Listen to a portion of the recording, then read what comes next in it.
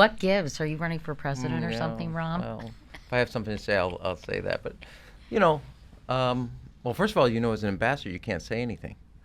So I had a, So you feel I, newly yeah, liberated? yeah. I got a get out of jail card. So that's number one. But I also think things are at a critical juncture, both for the country, first and foremost, and also for the party.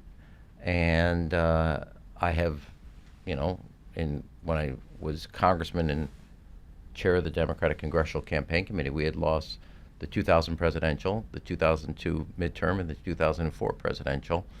Kind of similar dire circumstances for the party, but I also think in the sense of what's at stake.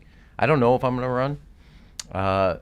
I think a lot of people are spending time appropriately, obviously confronting Donald Trump. My You view, mean thinking about running? no, well, they're kind of, well, a lot of people, just because I think there's so much at stake. In 2026, the midterms, it's a referendum on Donald Trump and the Republican leadership because they run both chambers, both sides of Pennsylvania Avenue.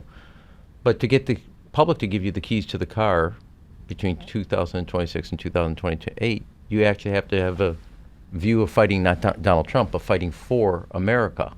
And I have, both through my career working in Congressman as mayor, but also President Obama's chief of staff and senior advisor, President Clinton, thought a lot about education, healthcare, retirement security. Those are things I've all worked on. And to me, the thing that's most at risk is the American dream. It's not affordable to many people. It's not accessible to many people. And rather than just, all they want is a shot.